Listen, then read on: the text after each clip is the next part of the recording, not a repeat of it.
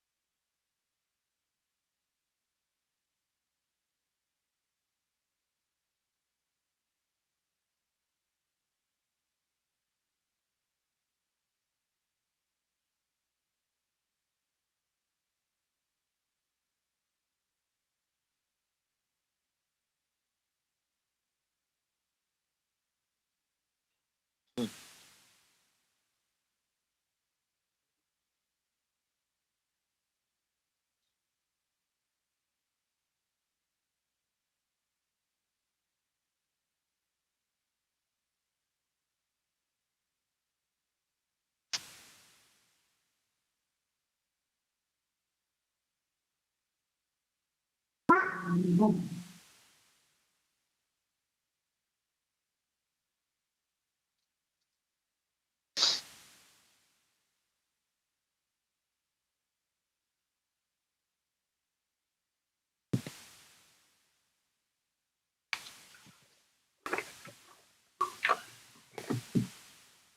morning.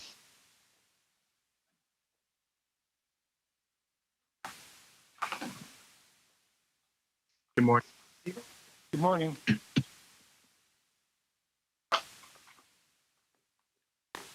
Morning, Donna. Good morning. Hi. Morning. Good morning, Jeremy.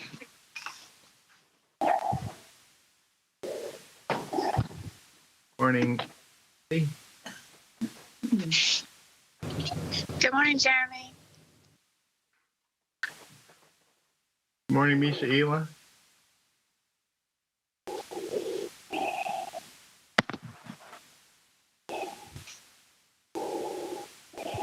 Morning, Dale. Hey, Jeremy. Morning, Patricia. Good morning. Morning, Betty. Good morning.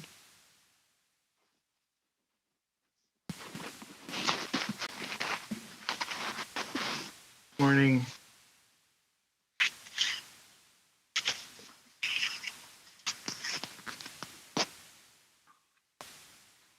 Noise today.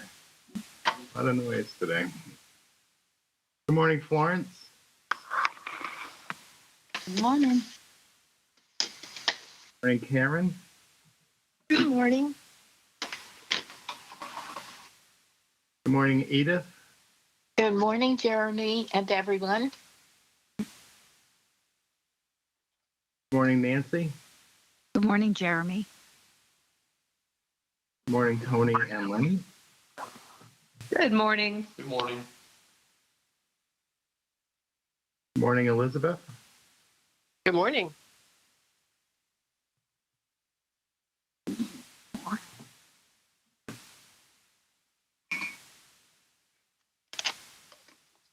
Good morning, Janet.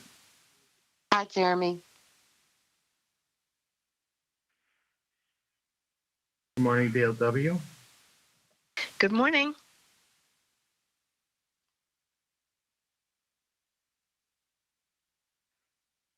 Getting a lot of noise today, so I'm just going to mute everyone, and if you want to speak, just do the star thing. So.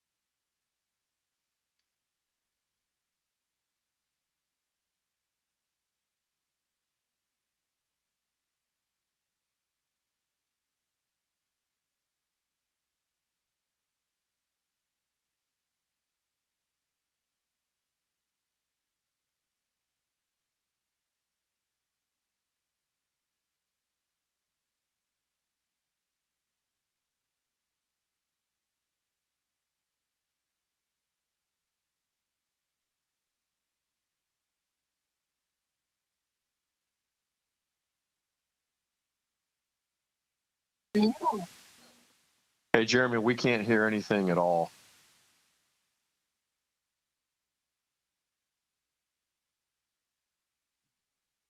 You muted us. I did mute us. Sorry about that, everyone. All right, Florence, we're ready for you. Okay. That's a meeting. Did Mary, you spoke already? I didn't hear. No, I didn't. It's Yeah, you you did. can go ahead with the prayer. Okay. I'm reading from page 134 of Collectania and 195 of Workers' Prayers and Argument. Our salvation is through love. Call God love always and bend all your efforts toward achieving perfect love in thought, word, and deed. This is the way. All is one through it. Its presence gives me all. Its absence takes all away from me. Therefore, love is the fulfilling of the law. Love is heaven, and hate is hell. Our only way to heaven is through love. Our sure way to hell is through hate. Watch. All is peace and truth. There is no error, no hatred, no sin. All is love. Love for God and man. There abide, for if you abide in love and truth and love abide in you, no evil can come of it. And the result must be, is health, harmony, heaven. The freedom of the children of God comes with this true consciousness. Mary Baker Eddy. Well, thank you. We wouldn't want to have missed that one. Thank you. All right, Karen. Watch number 173. Watch, lest you call your brother a fool, and thus be in danger of hellfire. To hold anyone as being a channel for error or animal magnetism, without rebuking such a picture and making nothing of it, is to call your brother a fool, since you are holding him as cut off from mind, the only source of wisdom and making error real. Our household requires us to do more work to see them as perfect children of God than do strangers, since we are more apt to harbor an unscientific sense of man without resisting it in our homes than outside. Our motive for uncovering and handling error in our homes should not be just for the sake of protecting ourselves. We should do it because we desire to release our brother man, if possible, from the unconscious servitude which lending oneself to being a channel for error always carries with it. It is true that you must admit your brother a fool because he is functioning under a foolish mind, before you can know that his real self is wise, because it is functioning under the unerring wisdom of God. But this first step is telling the truth about the lie, namely, that the acceptance of foolish mortal mind causes one to manifest foolishness, even though this be the testimony of a lie.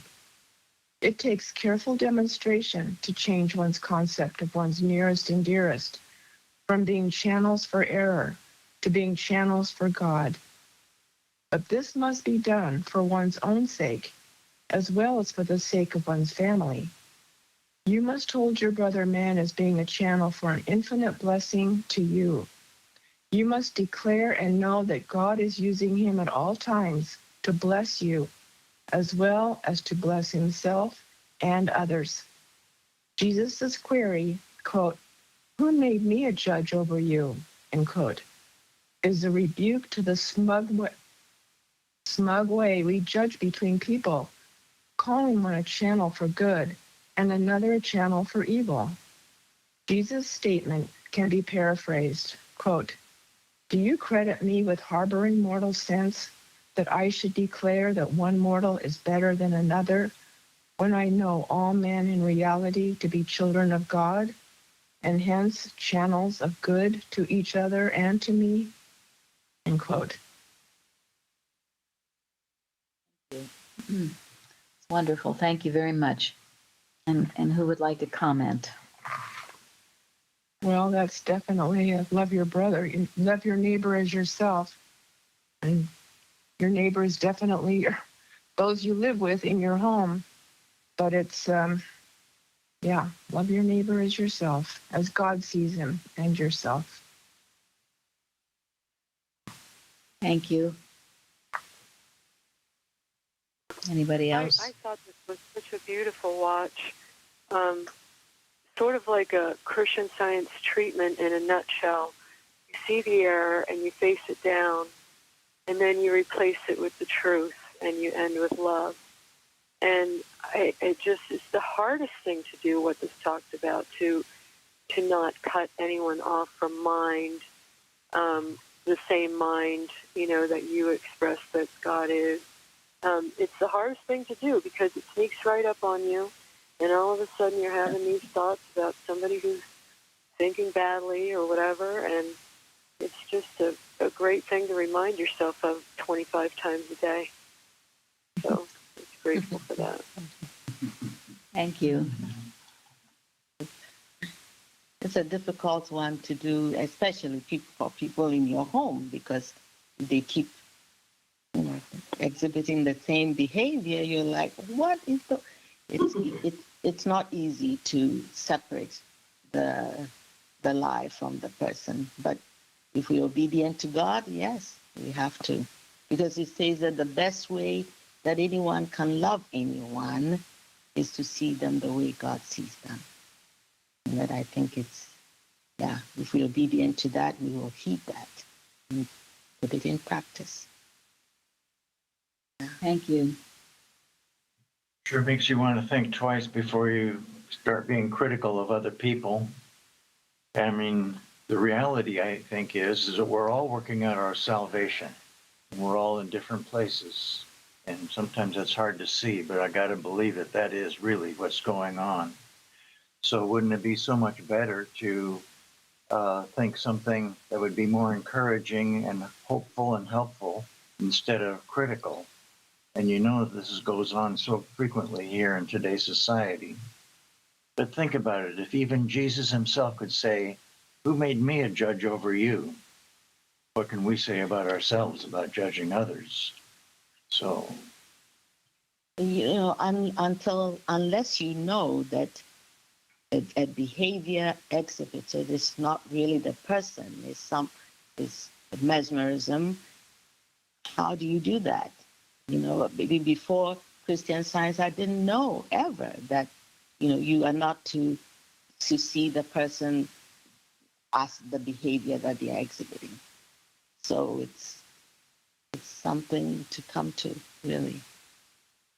Yes. Thank you. We're always taught here you separate the error from the person. You can condemn the error, but never the person. The person is a child of God. The other is an illusion. It's animal magnetism. It's not the truth. And you can prove it. You can prove it. Yeah, and isn't this what the golden text is all about? Mm-hmm. Love one another as I have loved you. Yeah. Yeah, it should make us all want to learn more about how Jesus actually loved us, or loves, in the present tense, us. I mean, even when he rebuked the Pharisees and the Sadducees, I mean, he was pretty hard on some of them.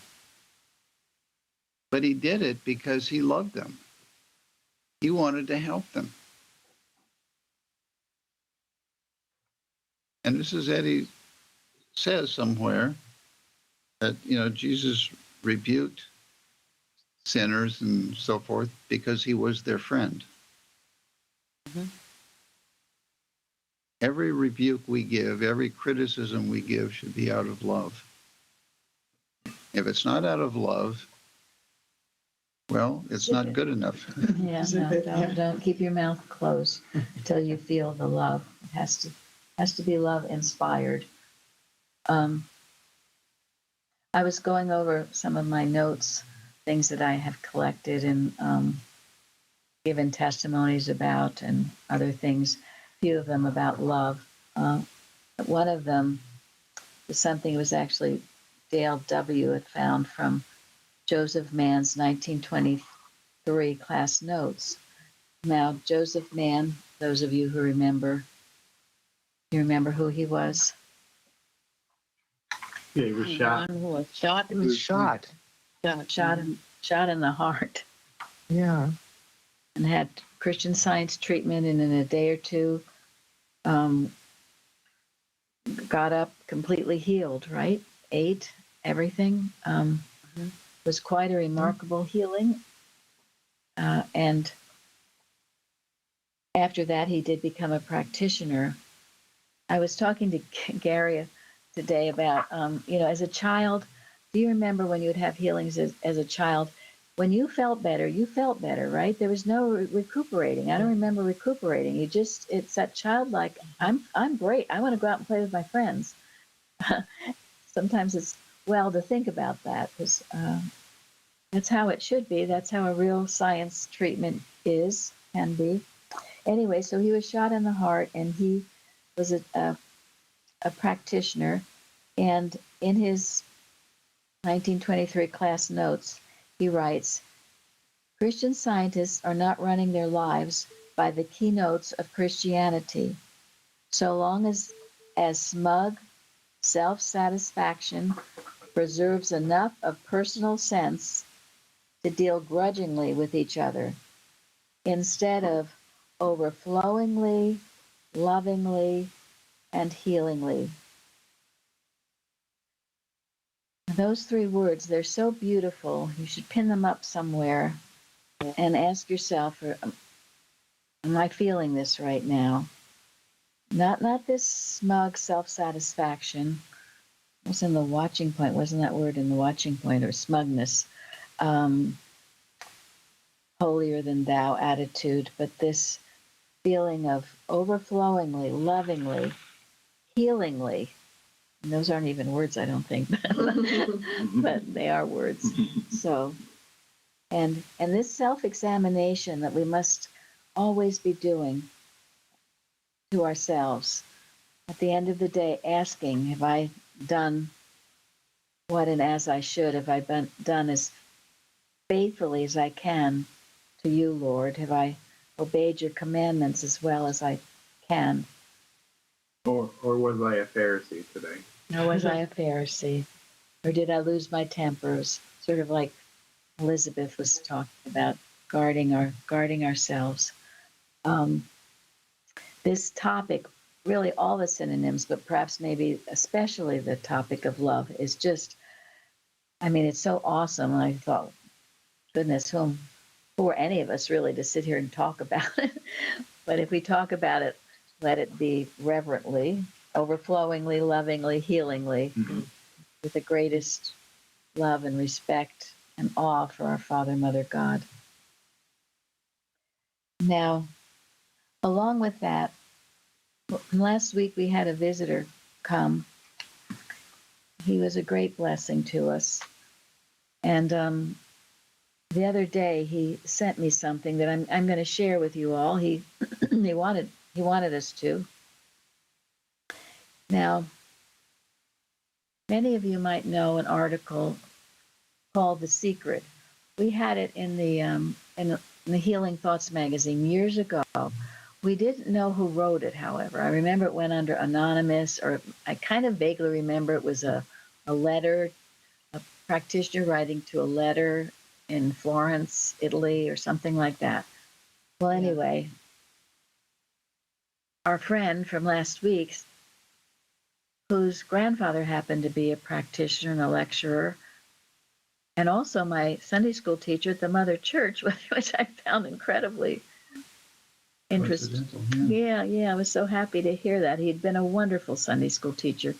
Anyway, he said that the author of this, it's from a 1901 lecture by Irving Tomlinson, and it was called The Wonderful Secret.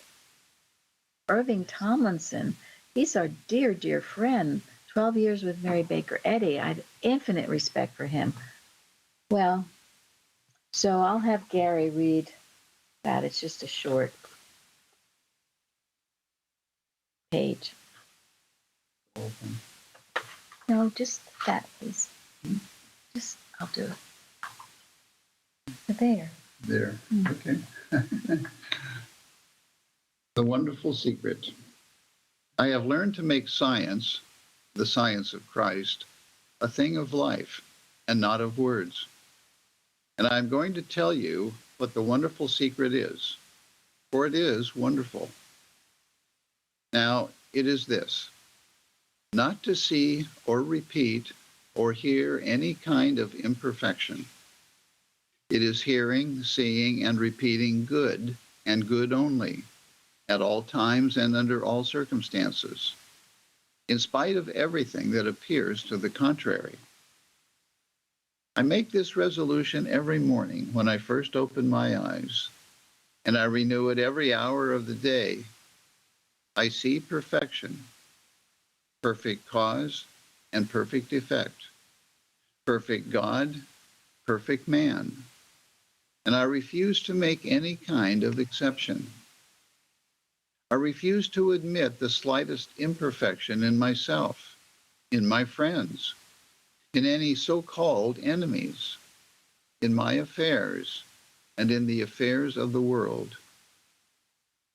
I take my stand every day for the perfection of God and everything and everybody that God has made.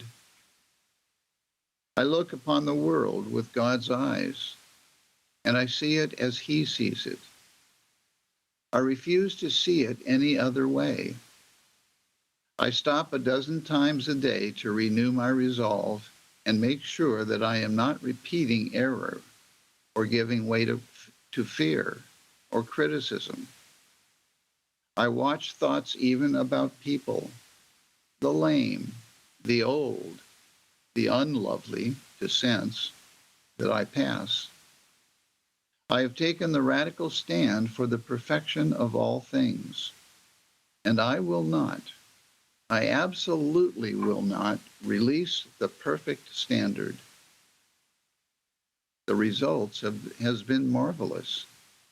Try it. You will forget to wear glasses. They will become unnecessary. You will be seeing with God's eyes, and you will behold a perfect universe.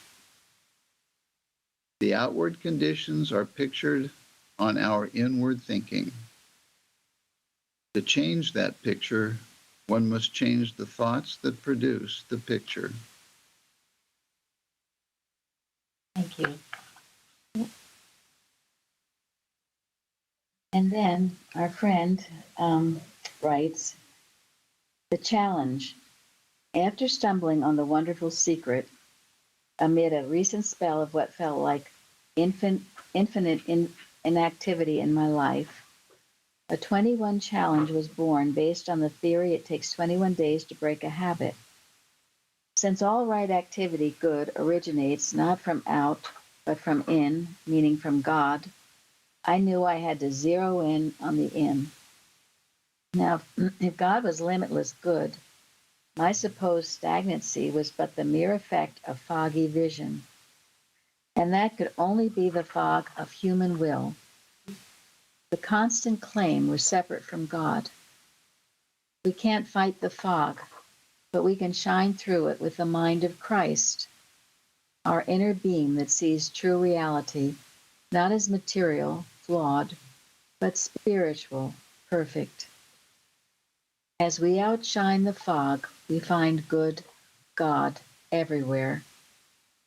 Irving Tomlinson's daily stand to see past mortal personality into our actual divine identity reveals present goodness is a spiritual fact. As our Christ mind animates us, we start noting other discords in our lives, mental, physical, financial, fading away. I erred a lot, but swift rebounds were key. Each day, I saw more patience, more presence, more love, directly leading to unanticipated activity. A month removed and my quicker shifts to good are permanent. Permanent proof that spiritualizing thought is a law that locks in outward harmony. Jesus healed by seeing perfect God and perfect man, stating that we can do likewise. The cool part, since God is the one mind of everyone, your work not only transforms you and those you meet, but all in the world attuned to spiritual consciousness. And then he gives you 3 steps. 1, wake up, read, internalize this wonderful secret. Pray to adopt the Christ mind. Allow only good to take root in thought. 2, set hourly alarms as prompts to renew resolve. When you err, quickly shift to good and move on. No dwelling or self-condemning. God isn't aware of either. He's 100% love. This is hard at first, but trust that it gets easier. And 3, record all unanticipated good from the day. No phones before sleep. 1 down, 20 to go. So I thought that was very beautiful. And we've talked about setting alarms during the day to make sure we pray, turn our thought to God. Well, this is even a little more specific as to what to do. And honestly, in today, when there's just so much bad-mouthing each other and all this kind of talk going on, what a wonderful exercise. In something I was reading by Martha Wilcox, she was talking about gossip and how gossip is known as the cardinal sin. It's so easy to fall into idle talk or gossip. And this will help keep your thought seeing as God sees, seeing things rightly. And then also, I feel this is important as well. This is in some notes on True Vision by John Morgan, the spirit one, where he says, the clear sight of spirit does not blind me to faults and errors. Rather, I detect them more clearly. But as unrealities, I discern only the good and the true to be real, and so my eye is single. I positively look for the real, the good, and the true. In spirit, good vision is natural and it is irreversible. My outlook is always positive, never negative, because my vision is spiritual.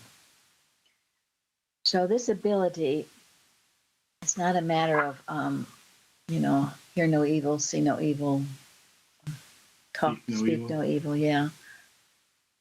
But it's a matter of seeing as God sees, and if you do, you will see everything perfect. You will see those things that aren't right. You might have to correct them at times, but you always bring it back to the real picture, and you prove the nothingness of the error. They need to come up to the surface in order to be healed, but then you prove its nothingness. You don't just ignore it or sweep it under the carpet, but prove its nothingness. And Mrs. Eddy says how important it is, even before you talk about such things. Don't talk about it unless you're willing to prove it's nothing. Don't go around saying, oh, that's not real, this isn't real. Well, prove it, please, okay? Otherwise, I guess we can all be a little more quiet. But what I liked about this discipline of seeing as God sees and insisting upon it is what enables you to reduce error to nothing. Not only do you not ignore it, but you don't make a reality of it and fight it. You don't argue with it. You destroy it, knowing the allness of good God. It's a fine line, and it's not always easy, but it's a discipline that if you can, when we're all working at it, if you can achieve the discipline your own thought, to stay in the Father's house, to see as God sees. When error comes to you, and it'll try you, it'll test you, So don't be surprised and don't be discouraged and don't be amazed when it tests you. You will be ready for it. Because God doesn't allow things to come to you that you aren't ready for. Now back to my notes. I found this. This was something that Anne from England sent, and it came from the, what was it, the 100 years or a century of Christian Science healing, which I haven't read in a long time, but I know it was wonderful when I did read it. So many wonderful healings. And it describes the spring of 1945. And, well, it was wartime. And there was an enemy, I don't want to say who or what nationality, but an enemy, a so-called enemy, was coming in to conquer Vienna. And it had just recently conquered Budapest. And there was all kinds of talk about how awful it was, the horror stories of it, the radios, people were full of these awful stories. And everyone was told, get the heck out of Dodge, to get out of Vienna as soon as you could. So this woman was hearing all this. She was a Christian Scientist, and her husband had a friend who brought a truck over to her home and told her to get in quickly. Let's get out of here as soon as we can. And there was much in her that wanted to go. They were going to go to Switzerland, which is a free country and which she was originally from, so she would actually like to go back to Switzerland. But something told her not to. Something said to her, her inner Christian Science voice, if it's true for one person, it has to be true for all. She wasn't going to accept this awful picture of war, division, and hatred. Yeah, yes, well, yes, and then she went into the hallway and prayed. She said at that point she was used to asking God all the time, God, what should I do? What should I do, Father? So she asked that question, and the question came, what are you running from? What are you running from? Hatred, fear, all of this, is that what you're running from? And we know once you start running, arrow will keep you running. So she said, nope, I'm not running, I'm staying. And she did. And her home became a haven for all kinds of people to come and stay there. And they felt the peace of her home. And one of the occupants was the owner of a grocery store, and he would bring everyone food, and other people brought food or blankets or other things they needed.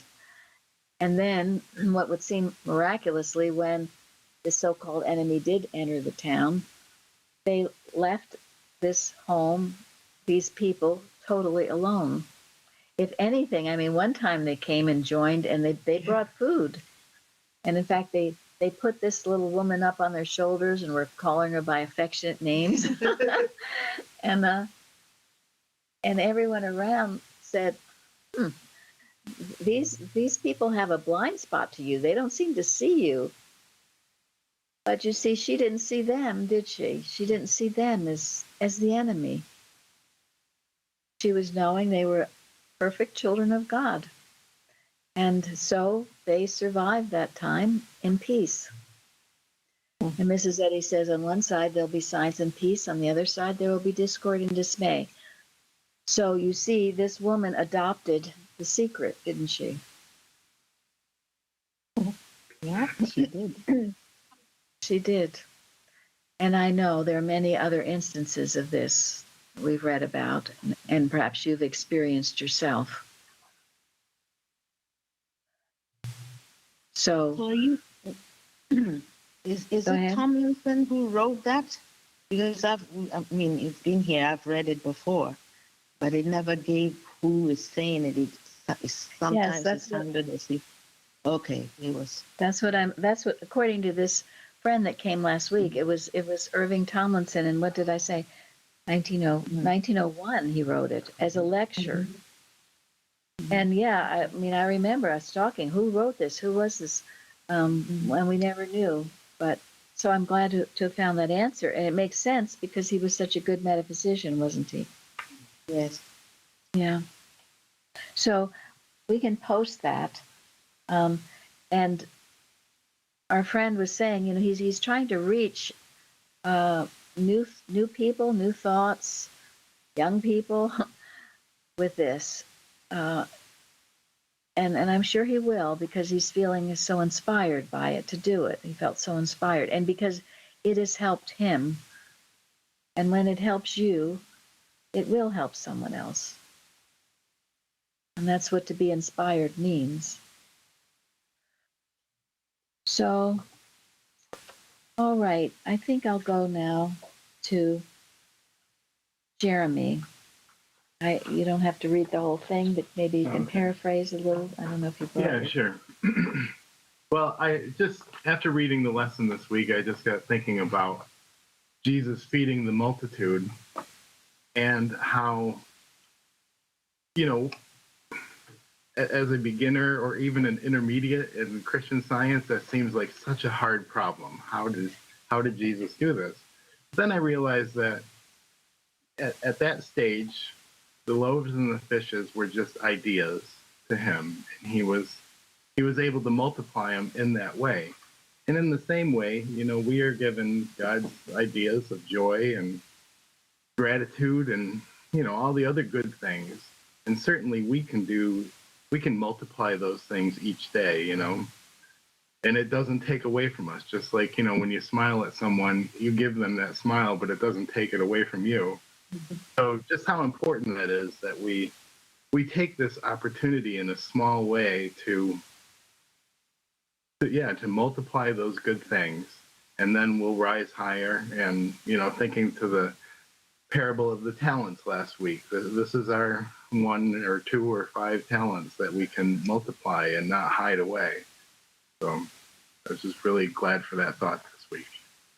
Yeah, thank you. I thought that was lovely because certainly we could start there. Yep, and the talent. So you have it. Maybe you think the only talent you have is to be able to smile at someone. Well, do that. Do whatever you can to make the world a better place. Express love, the love of God, and it will grow. Your talents will grow. Your love will grow. Your joy will grow. Like a woman who would come to our church who didn't seem to have much, and she would just pick up the trash because she wanted God's house to be beautiful. And it was just a little thing, but it was very big for us. Thank you. Very much so. These little things, so-called little things, they add up to big things, There is really no such thing as a little thing. If you've ever been a receiver of a so-called little thing, you realize how much it means. And the majority of life is little things. It's rare that we are called on to do some great accomplishment or whatever. Most of it is just small, and that's fine. Yeah, just the little things in life. And if we are faithful in the little things, Yes. what does Jesus promise? And we can Thank you, never ruler over many. underestimate. Rulers over many. Yes, exactly. Sometimes it's the smallest mechanism that gets everything else working. That's right. Yes. I will never forget what a smile means, because there was a time when everything seemed so dark, and somebody's smile meant a whole lot to me. Still does. Thank when you. I remember. So true. But isn't it the evidence of what a huge, incredible power love is? Yes, absolutely. When something, when anything is done with love, it can move mountains. It can change people's lives. There isn't anything that it can't do. I mean, we're Raise the dealing dead. Right, exactly. I mean, we're dealing here with something that is just incredibly bigger than any of us could ever imagine. So, in great humility, we talk about love, but we need to remember that love is everything. It's our salvation. The book, The Greatest Thing in the World by Henry Drummond. Mrs.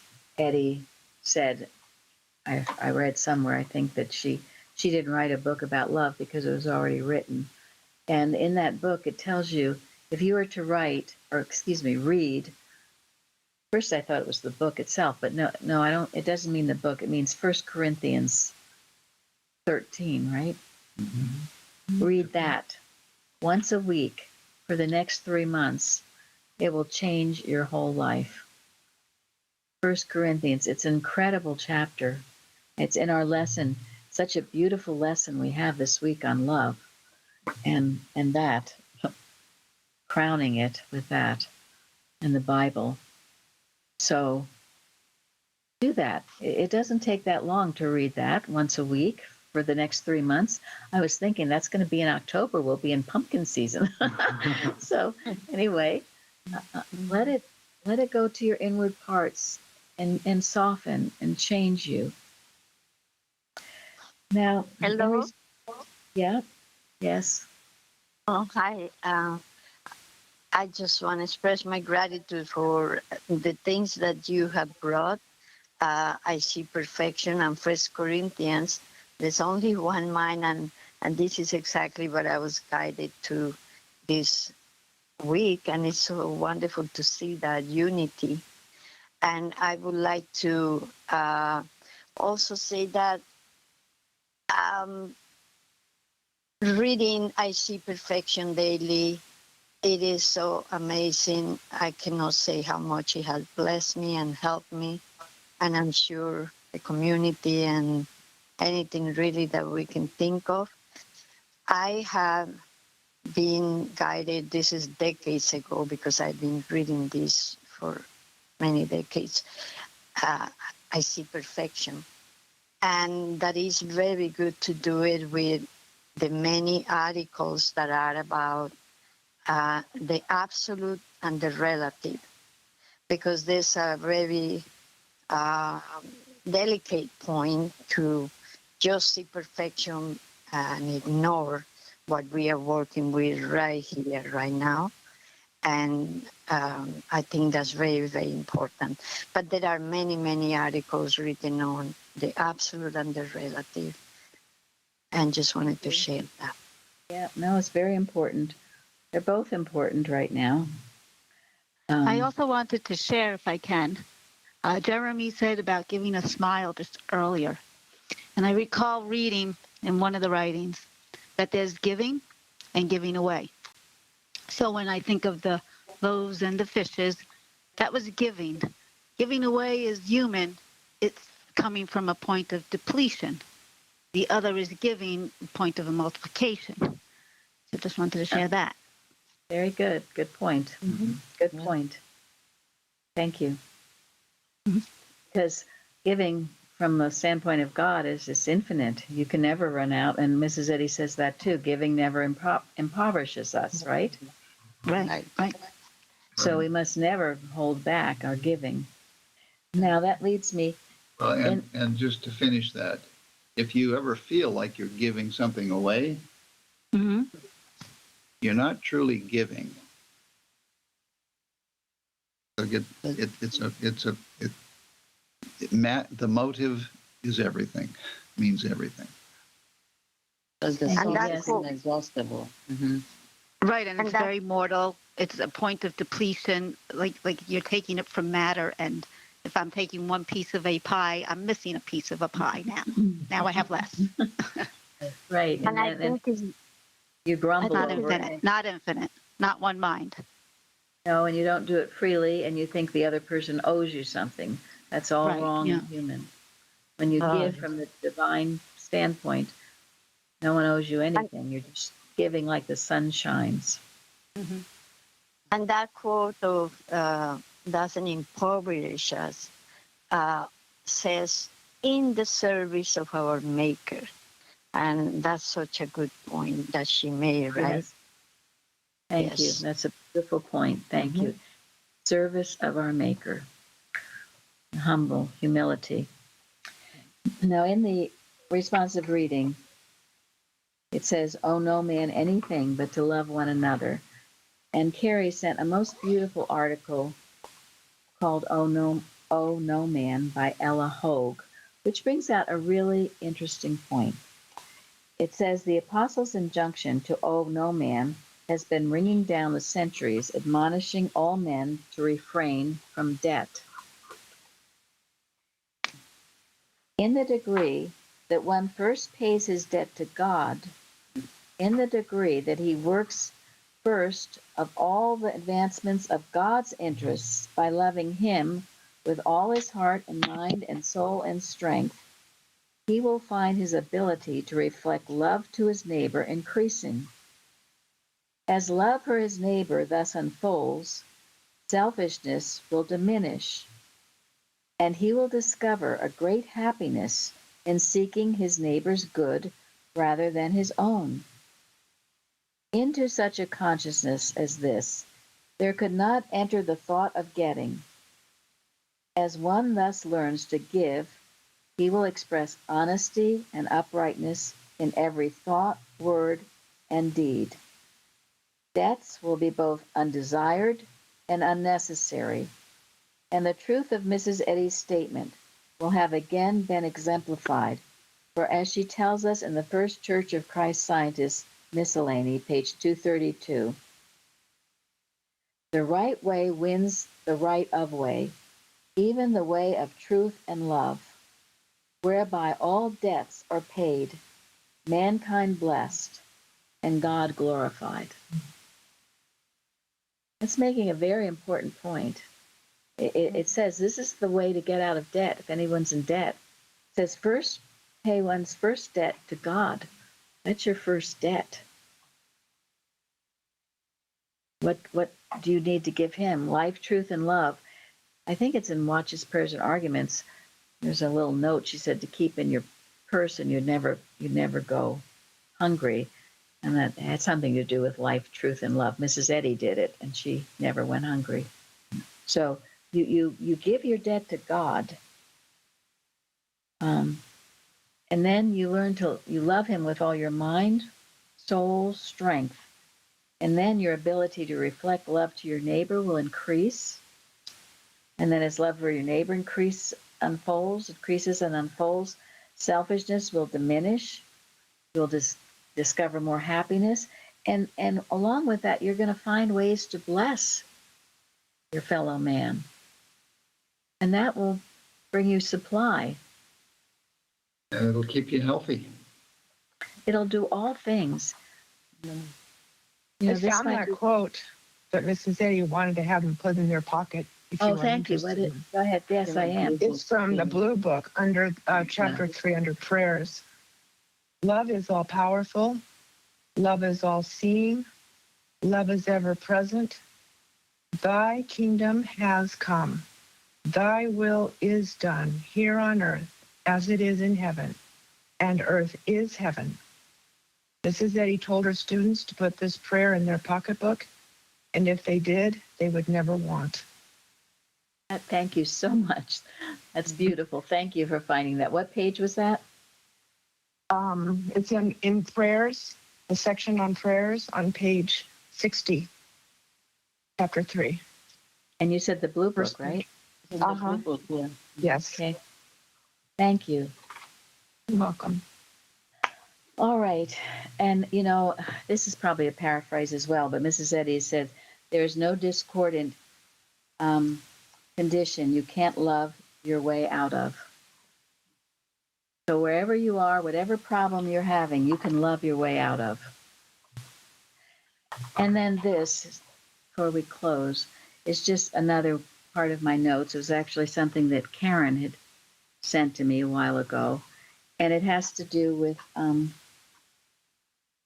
in 1 John 3, where it says, behold, what manner of love the Father hath bestowed upon us, that we should be called the sons of God. And think about the love that calls us son or daughter. Think about that love that calls us that. And then Karen found this in the McLaren's commentary. You will never make anything of your professed Christianity You will never get a drop of happiness or any kind of good out of it. It will neither be a strength or a joy to you unless you make it your habitual occupation to behold the manner of love and look, and look until its warmth fills your heart. I thought that was very beautiful too. Keep looking, to keep thinking the love that calls you a son or a daughter, and look until you feel that warmth filling your heart. Many people say they don't feel the love of God. I've heard it, I felt it. But it's definitely possible because he's loving us all the time. And you see, you're missing out on a lot. So let's demand that you do it, okay? Don't accept that you can't. Demand that you can, and then feel it. This is all part of the discipline of working out your salvation. You know, the world will like to tell you that God is far away, but the revealed truth in Christian Science says God is nearer to you than your very breath. He is omnipresent. He is close at hand. He's a very present help in trouble with us all the time, regardless of how it appears. Thank you. Thank you. So, this awesome topic, perhaps you've just found a few more ways to get closer to feel God's love. Feel that love the Father has toward you, that you're called his son. Spend that week working this, taking the secret, practicing it more, thinking about it all through the day. Now we're going to end on what John Morgan wrote in his Notes on True Vision on the synonym love. He writes, "Love beholds me as its own beloved. The Divine Mother, love, conceives me as complete and perfect. I reflect this divine conception and accept it, and so conceive and behold everyone in love. The light of ever-present love illumines the universe. I see that every idea is at rest, never frustrated or thwarted, never tense, and so my vision rests in action and is at peace and satisfied. Love's viewpoint confers impartiality, forgiveness, constancy. As Shakespeare has it, quote, love is not love which alters when it alteration finds, or bends when the remover to remove. Oh no, it is an ever-fixed mark that looks on tempests and is never shaken, end quote. I look with the eye of spiritual innocency and behold no evil, for we are in the divine presence. I behold man in love and blot out all sense of imperfection, all fear and dislike. I look with the eye of love's benevolence and behold in man all the hues and qualities of God. In this view, there is full recognition of the divine nature. So I look with the eye of gratitude, for the divine glory fills all space. With a grateful outlook, I mother my entire universe and draw into expression the beauty of holiness.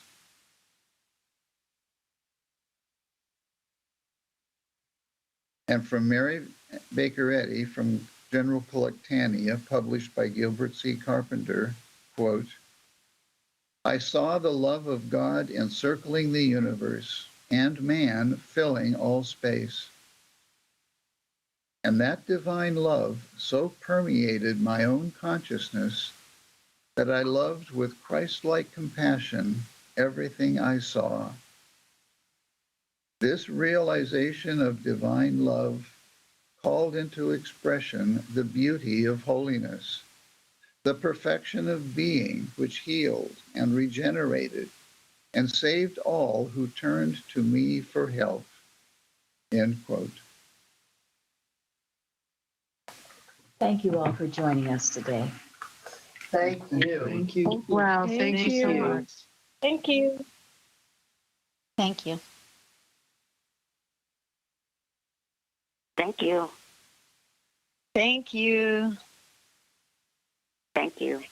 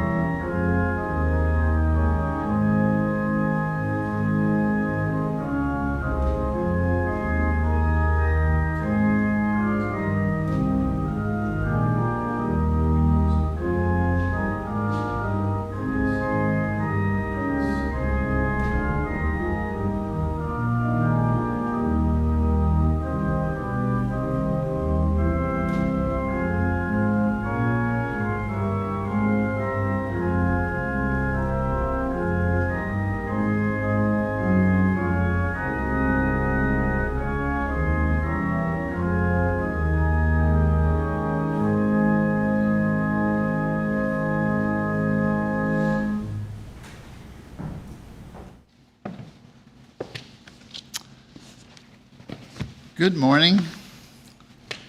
Let's begin our service by singing hymn number 339. There are none friendless, none afraid, the saving truth who know. Their shining path leads from the shade, and up to light they go. Hymn number 339.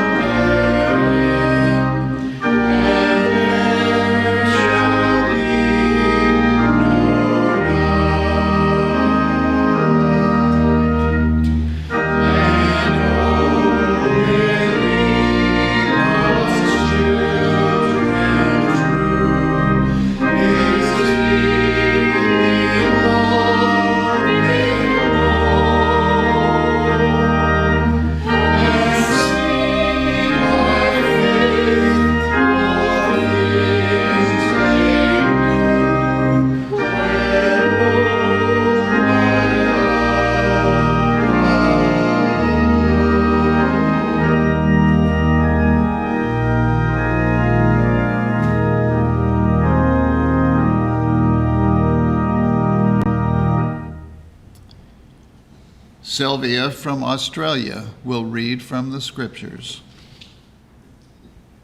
From Matthew. Then spake Jesus to the multitude and to his disciples, When the Son of Man shall come in his glory, and all the angels with him, then shall he sit upon the throne of his glory, and before him shall be gathered all nations. Then shall the King say unto them on his right hand, Come, ye blessed of my Father, inherit the kingdom prepared for you from the foundation of the world. For I was an hungered, and ye gave me meat. I was thirsty, and ye gave me drink. I was a stranger, and ye took me in. Naked, and ye clothed me. I was sick, and ye visited me. I was in prison, and ye came unto me. Then shall the righteous answer him, saying, Lord, when saw we thee an hungered, and fed thee, or thirsty, and gave thee drink? When saw we thee a stranger, and took thee in, or naked, and clothed thee? Or when saw we thee sick, or in prison, and came unto thee? And the King shall answer and say unto them, Verily I say unto you, inasmuch as ye have done it unto one of the least of these my brethren, ye have done it unto me. Galatians. By love serve one another. For all the law is fulfilled in one word, even in this, Thou shalt love thy neighbor as thyself.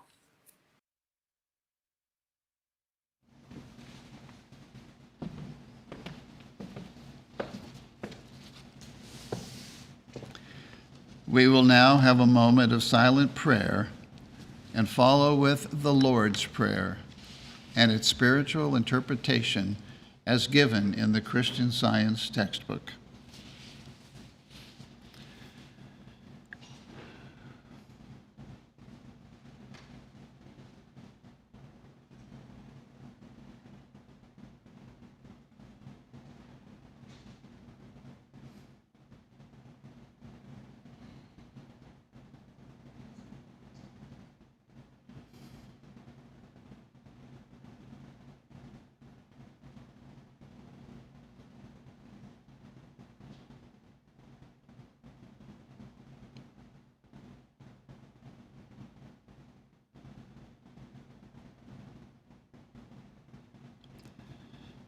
Our Father, which art in heaven, our Father, Mother, God, all harmonious, hallowed be thy name.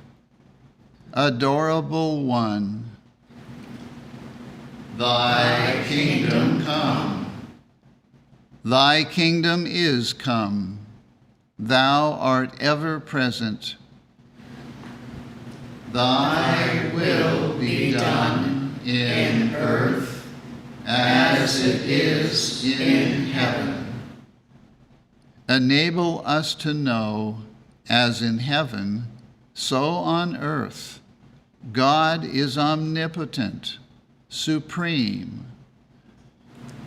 Give us this day our daily bread. Give us grace for today. Feed the famished affections. And forgive us our debts as we forgive our debtors. And love is reflected in love. And lead us not into temptation, but deliver us from evil. And God leadeth us not into temptation, but delivereth us from sin, disease, and death. For thine is the kingdom, and the power, and the glory, forever. For God is infinite, all power, all life, truth, love, over all and all. Let's now sing hymn number 139. I walk with love along the way, and oh, it is a holy day. No more I suffer cruel fear. I feel God's presence with me here. The joy that none can take away is mine. I walk with love today. Hymn number 139.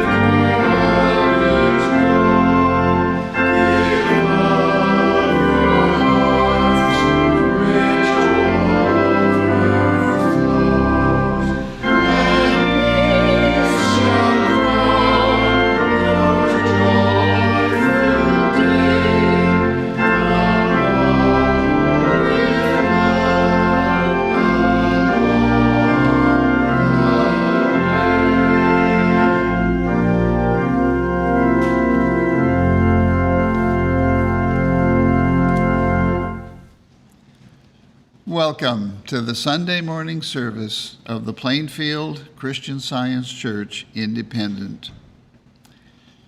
We begin our Sunday mornings here at 10 a.m. with our roundtable discussion, where we discuss this week's lesson, other topics that need to be covered, and learn how to practice better in our lives Christian Science. And we had another really good one this morning. So if you missed it, or if you'd like to hear it and be blessed again, you can find it on our website, plainfieldcs.com. And it will also be on our YouTube channel and our Vimeo channel. We have a Sunday school for children that meets at 11 a.m., and that Sunday school has its own dedicated teleconference number. Many of our students don't live in the area, but they attend via teleconference. This means that if you don't live in the area, but have a child of Sunday school age, your child can also attend. Just call the church number. We'll give you the number for the Sunday school. And our Sunday school teachers will be very happy to welcome your child to our Sunday school. We have a testimony meeting every Wednesday evening at 8:15, where you can hear testimonies of healings, lives vastly improved, all through the study and practice of Christian Science. And at all of our services and meetings, we have a nursery available for infants and toddlers. So if you do come in person, you can bring the whole family. Our mission is carried out somewhat through 21 different websites, all of which are in different languages. And every one of our websites contains the very finest of Christian Science literature and can be accessed free of charge. Freely we have received, and freely we give to the entire world. One of the articles I'd like to point out that's currently featured on our English language website is the article entitled Love by Bicknell Young. If you ever thought you knew what love was, please read this article. It's a great article. Everyone is welcome here, and that includes all of you who are listening and participating from around the world.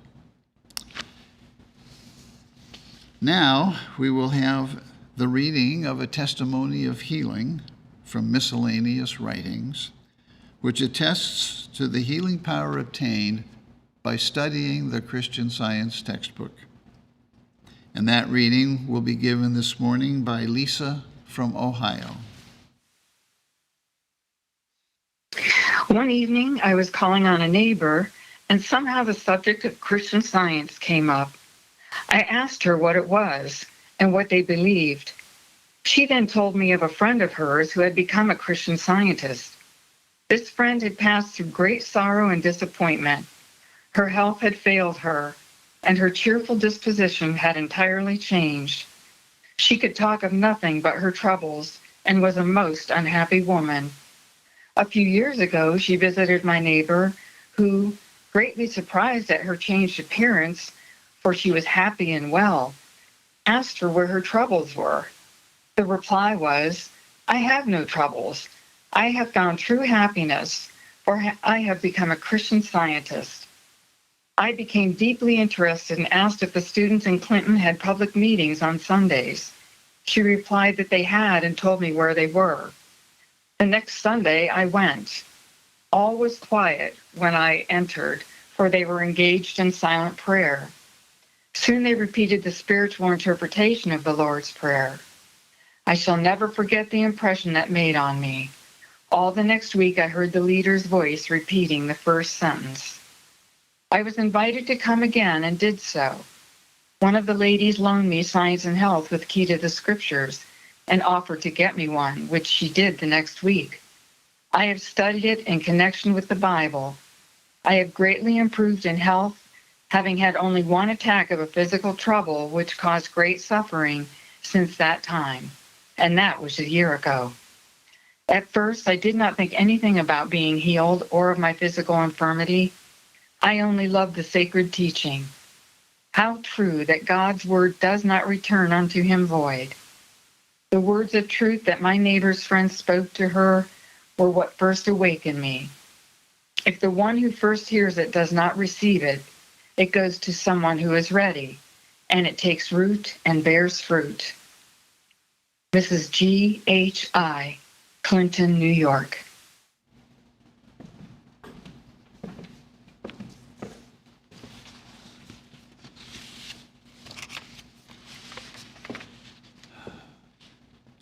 The Bible and the Christian Science textbook are our only preachers. The scriptural texts and their correlative passages from our textbook, these comprise our sermon. The canonical writings, together with the word of our textbook, corroborating and explaining the Bible texts in their denominational, spiritual import and application to all ages, past, present, and future, constitute a sermon undivorced from truth, uncontaminated or fettered by human hypotheses, and authorized by Christ. And today's lesson sermon can be found on page 10 of the Independent Christian Science Quarterly. Subject: love. The golden text is from John. This is my commandment, that ye love one another as I have loved you. Christ Jesus. The responsive reading is from Romans. Let every soul be subject unto the higher powers, for there is no power but of God. The powers that be are ordained of God. Whosoever therefore resisteth the power, resisteth the ordinance of God. And they that resist shall receive to themselves damnation.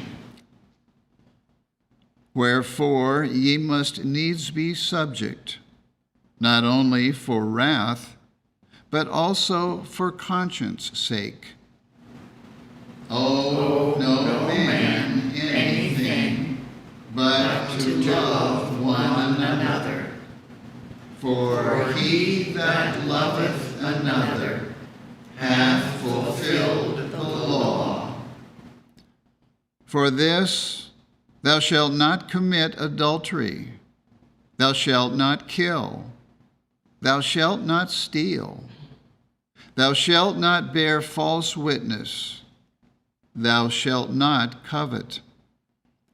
And if there be any other commandment, it is briefly comprehended in this saying, namely, thou shalt love thy neighbor as thyself. Love worketh no ill to his neighbor. Therefore, love is the fulfilling of the law. Craig will now read.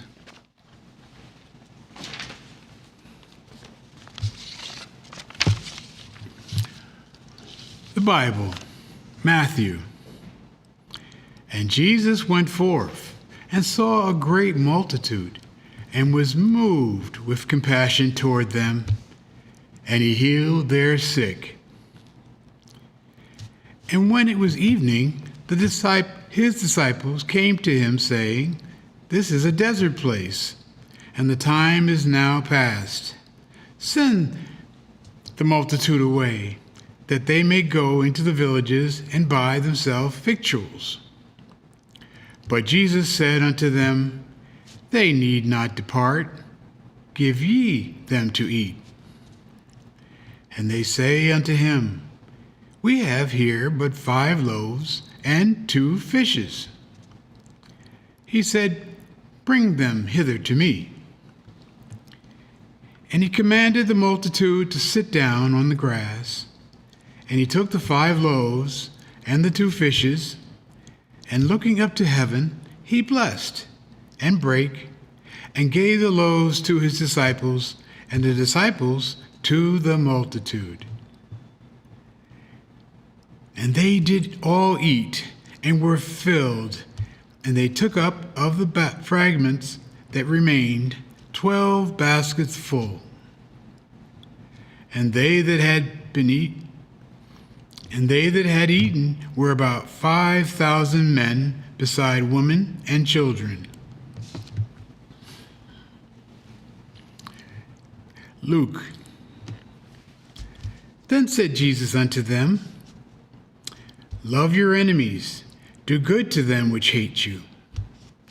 Bless them that curse you, and pray for them which despitefully use you. And unto him that smiteth thee on the one cheek, offer also the other. And him that taketh away thy cloak, forbid not to take thy coat also. Give to every man that asketh of thee, and of him that taketh away thy goods ask him not again.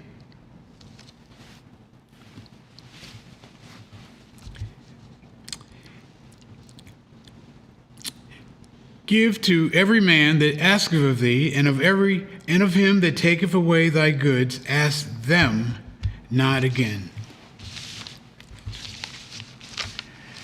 And as ye would that men should do to you, do ye also to them likewise. For if ye love them which love ye, what thank have ye? For sinners also love those that love them. And if ye do good to them which do good to you, what thank have ye? For sinners also do even the same. And if ye lend up to them of whom ye hope to receive, what thank have ye? For sinners also lend to sinners to receive as much again. But love ye your enemies, and do good, and lend, hoping for nothing again. And your reward shall be great, and ye shall be the children of the highest. For he is kind unto the unthankful and to the evil. Be ye therefore merciful, as your Father also is merciful. 1 John. Beloved, let us love one another, for love is of God. And everyone that is born of God, and everyone that loveth is born of God, and knoweth God. He that loveth not knoweth not God, for God is love. In this was manifested the love of God toward us, because that God sent his only begotten Son into the world, that we might live through him. Herein is love, not that we love God, but that he loved us, and sent his Son to be the propitiation for our sins. Beloved, if God so loved us, we ought also to love one another. No man hath seen God at any time. If we love one another, God dwelleth in us, and his love is perfected in us. Hereby know we that we dwell in him, and he in us, because he hath given us of his Spirit. And we have seen and do testify that the Father sent the Son to be the Savior of the world. Whosoever shall confess that Jesus is the Son of God, God dwelleth in him, and he in God. And we have known and believed the love that God hath to us. God is love, and he that dwelleth in love dwelleth in God, and God in him. Herein is our love made perfect, that we may have boldness in the day of judgment, because as he is, so are we in this world. There is no fear in love, but perfect love casteth out fear, because fear hath torment. He that feareth is not made perfect in love. We love him because he first loved us. If a man say, I love God, and hateth his brother, he is a liar. For he that loveth not his brother whom he hath seen, how can he love God whom he hath not seen? And this commandment have we from him, that he who loveth God love his brother also.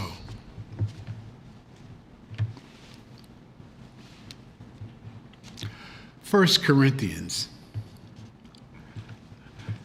Though I speak with the tongues of men and of angels, and have not charity, I am become as sounding brass or a tinkling cymbal.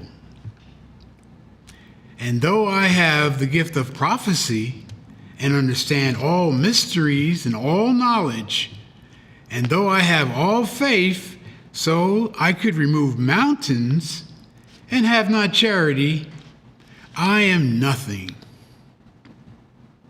And though I bestow all my goods to feed the poor, and though I give my body to be burnt, and have not charity, it profiteth me nothing. Charity suffereth long, and is kind. Charity envieth not. Charity vaunteth not itself, is not puffed up, doth not behave itself unseemly, seeketh not her own, is not easily provoked, thinketh no evil, rejoiceth not in iniquity, but rejoiceth in the truth, beareth all things, believeth all things, hopeth all things, endureth all things. Charity never faileth, but whether there be prophecies, they shall fail. Whether there be tongues, they shall cease. Whether there be knowledge, it shall vanish away. For we know in part, and we prophesy in part. But when that which is perfect is come, then that which is in part shall be done away. When I was a child, I spake as a child. I understood as a child. I thought as a child. But when I became a man, I put away childish things. For now we see through a glass darkly, but then face to face. Now I know in part, but then shall I know even as also I am known. And now abideth hope, and now abideth faith, hope, charity, these three. But the greatest of these is charity.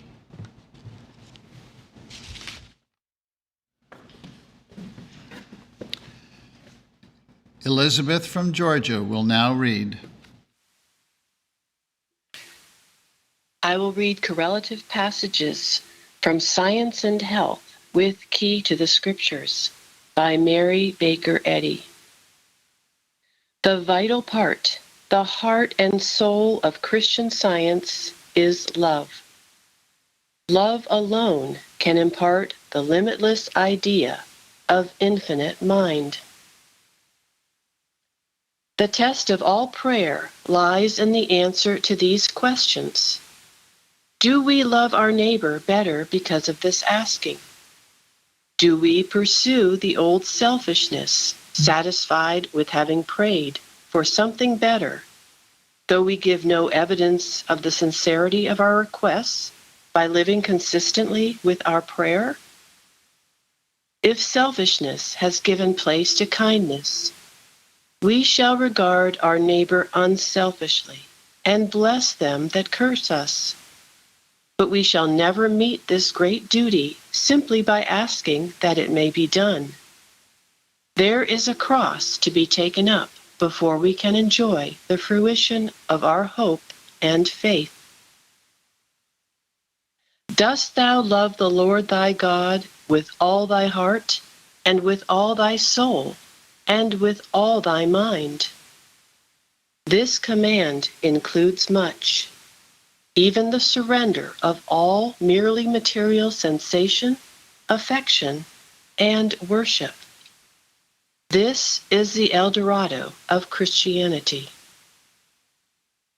With one Father, even God, the whole family of man would be brethren, and with one mind, and that God or good, the brotherhood of man would consist of love and truth, and have unity of principle and spiritual power, which constitute divine science.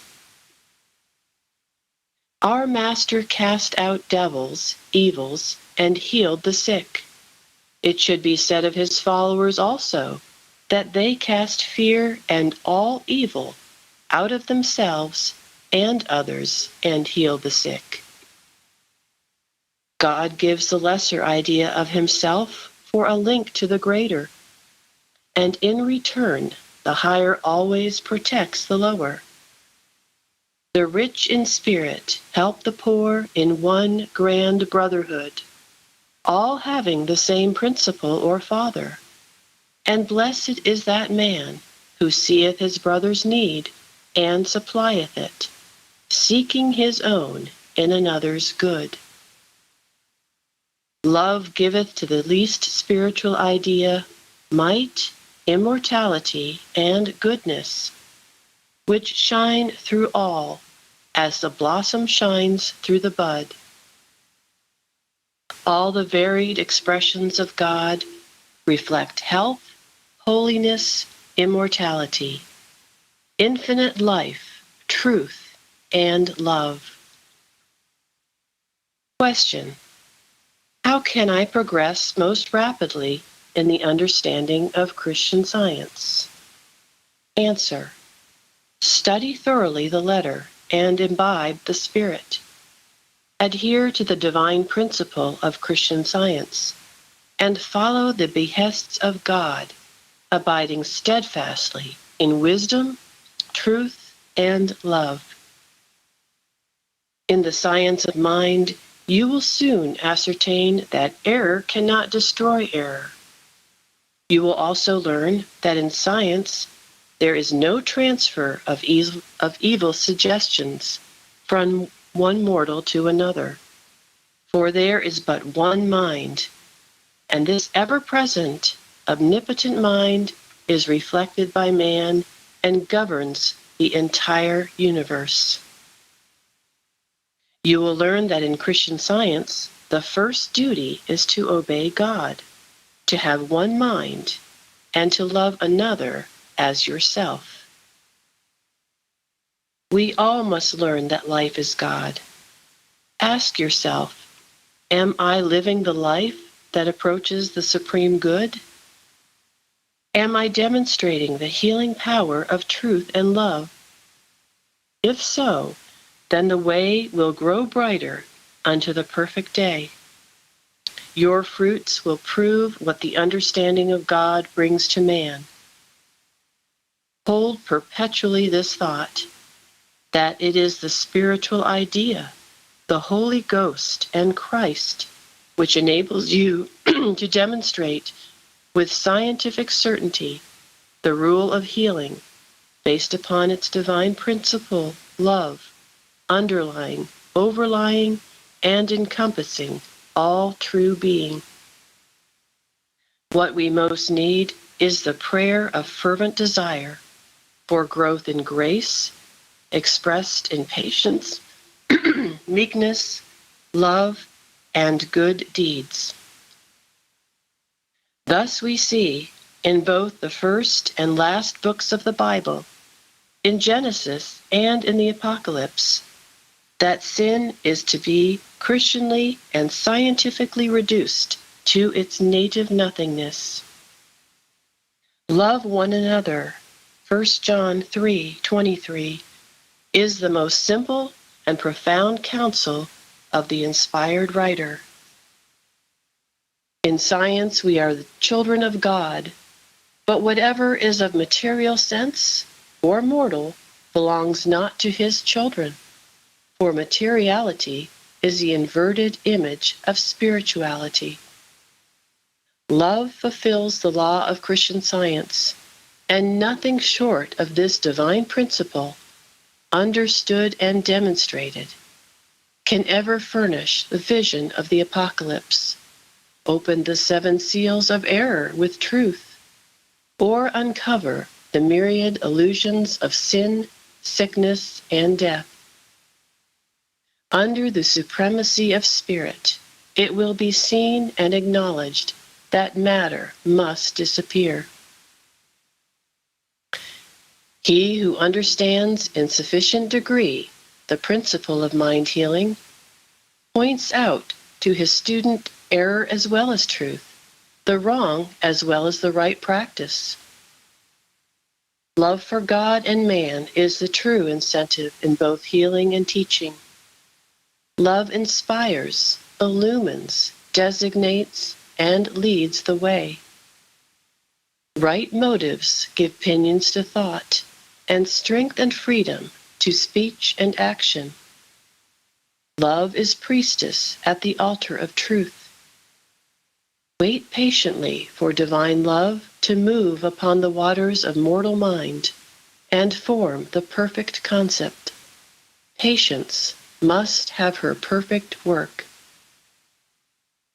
The divine principle of the first commandment faces the science of being, by which man demonstrates health, holiness, and life eternal.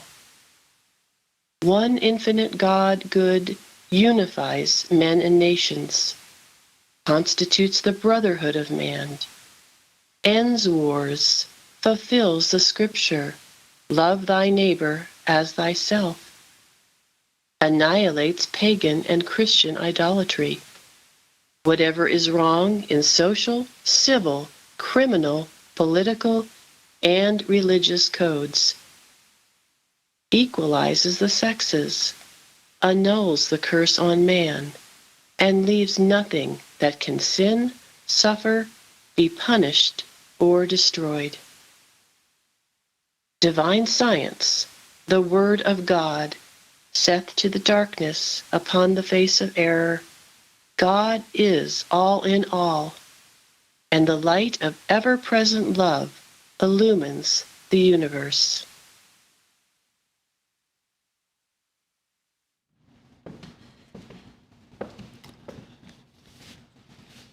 We will now have a moment of silent prayer for our world.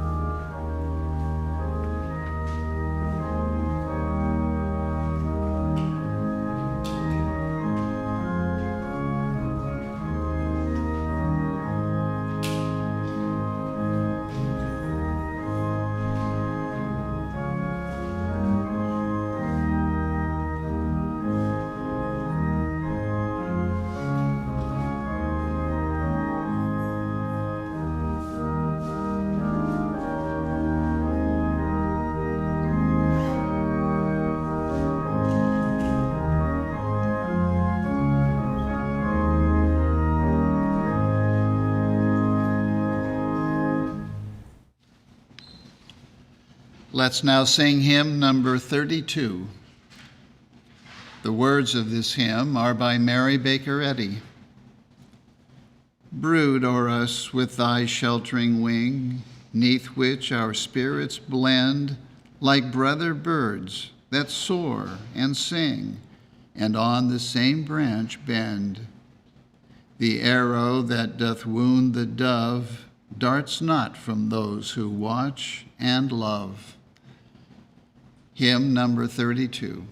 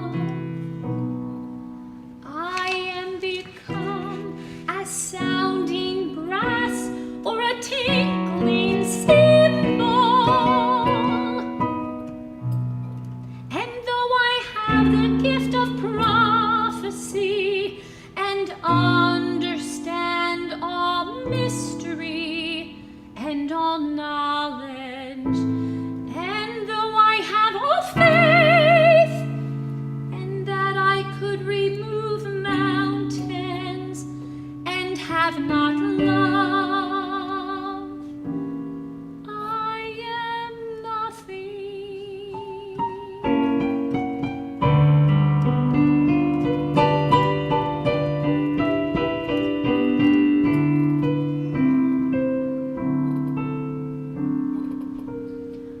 Love never faileth, love never faileth, but whether there be prophecies, they shall fail, whether there be tongues, they shall cease, whether there be knowledge, whether there be knowledge, it shall vanish away.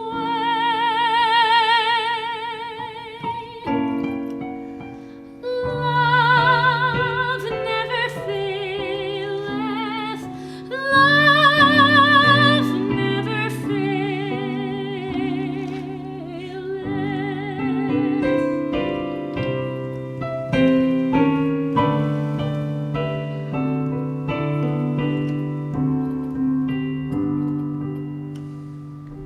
Love suffereth long and is kind.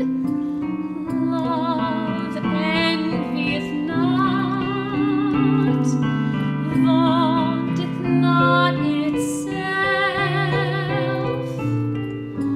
is not puffed up, doth not behave itself unseemly, seeketh not her own, is not easily provoked, thinketh no evil,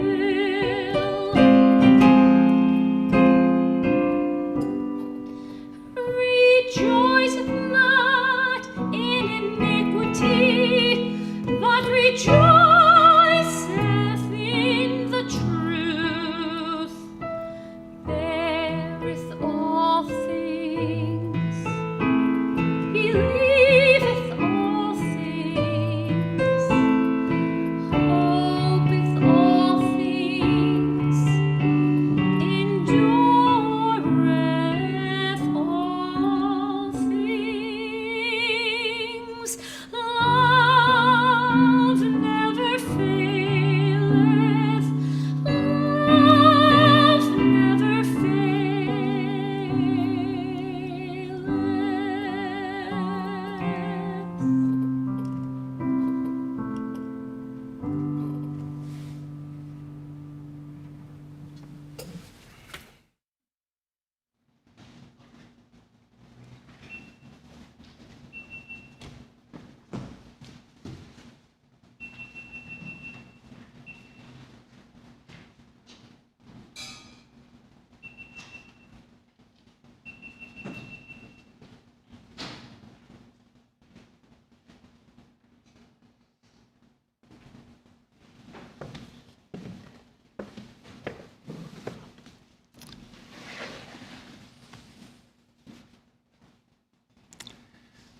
Let's now sing hymn number 40.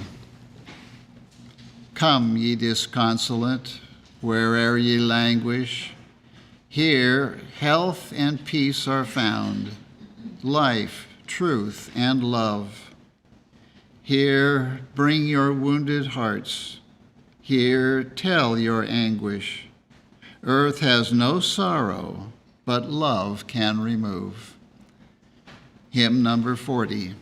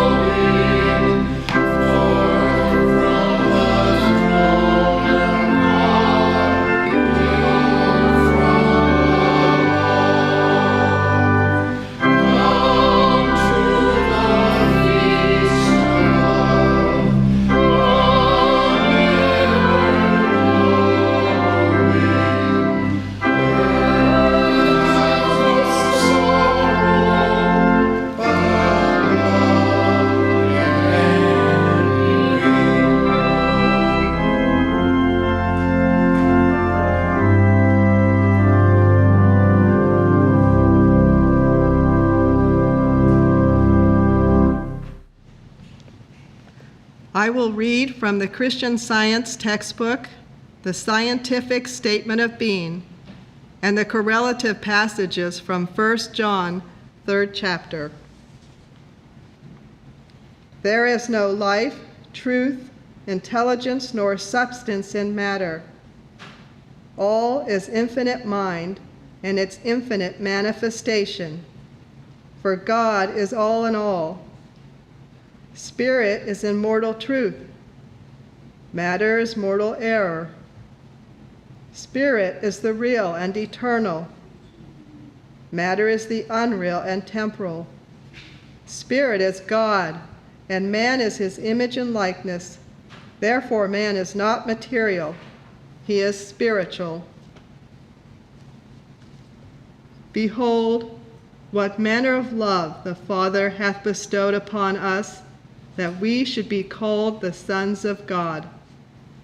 Therefore, the world knoweth us not, because it knew him not.